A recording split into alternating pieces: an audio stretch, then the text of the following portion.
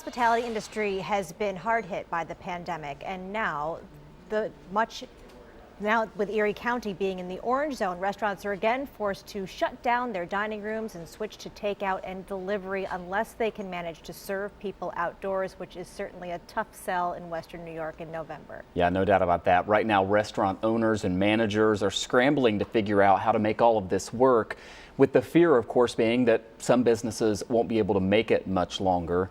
We welcome Dan Garvey to the show right now. He is the innkeeper at the Roycroft Inn and Restaurant in East Aurora, one of the gyms here in Western New York. Dan, it is good to see you. I know it's a busy time as you're trying to navigate all of these changes. We appreciate you coming on the show. It is. Thank you for inviting me. Yeah, Dan, thanks so much. We are trying to make sense of all of this, and your hotel isn't impacted by the orange zone designation, but your restaurant certainly is.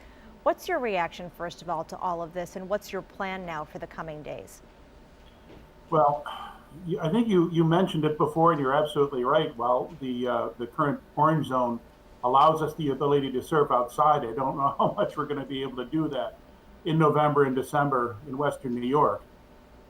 Certainly not safely, because you need to have air going through, so it's not going to be possible. So I think at the Roycroft, we're actually going to go right to the next level, and we're going to be just serving takeout and delivery and curbside for a while. And while you can say the hotel isn't affected, it can be, because obviously travel restrictions and other restrictions, meeting restrictions, things like that that are being enforced will impact our business as well. Dan, one of the issues that I think a lot of people had with the governor's briefing today, if you watched it, was sort of a lack of empathy. He was combative with reporters, but he also never said to people, look, I know this is tough on folks who are going to lose their jobs, and inevitably some people are going to lose their jobs. If you don't have customers at your salon or at your gymnasium or at your restaurant, can you speak to that? And, you know, I'm not advocating one way or the other. This is a difficult balancing act, but certainly it's difficult on the people who are going to be out of work with virtually no help from the government. It is. I think one of the issues is that, you know, the only history we have was from last March. And while we may have learned a great deal from that, we're still also moving ahead in unnavigated waters. We don't really know what's ahead. And then we are kind of in charge of our own destiny. It is up to us. We do need to find a way to reach the goal of lowering the percentages so that we can open back up. You know, it's not an easy thing for anyone on any side to try and deliver news like that. You know, I'm sorry for what's happening, and I also agree with you. I think this is going to impact an awful lot of employment issues. I think people are going to suffer a great deal and quickly. I think that's one of the differences, is that when it hit last March, we all thought, oh, you know, a couple of weeks and it'll be over, and of course it wasn't. And now it's happening again, and I don't think we can take the time to wait. I think a lot of these restaurants are going to have to move quickly. I've already heard from a dear friend of mine who has a restaurant here in town who has decided to close indefinitely. So it's starting, and it's starting fast.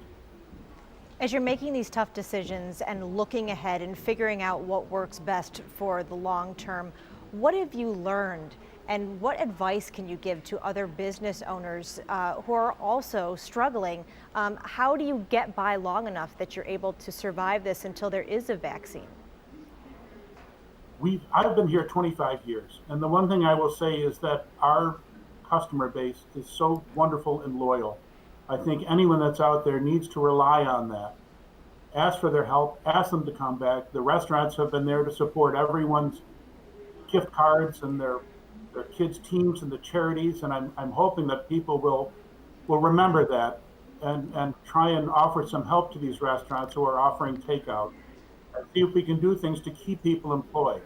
I think that's the best place to start. I'm a past chairman of the New York State Restaurant Association, and that particular group offers a great deal of help and assistance to any particular restaurant and their needs. Dan Garvey is the innkeeper at the Roycroft Inn and Restaurant in East Aurora. That's such a good reminder to continue to support your small businesses and do takeout and do delivery and do the things that are allowed. Dan, thanks for coming on the show. Thank you. Thank you, Dan, and thanks everybody for watching. Remember, keep texting us your questions and your comments, 716-849-2200. A lot to talk about. Scott and Mary Alice are back with your top headlines. Channel 2 News at 6 is right after this break.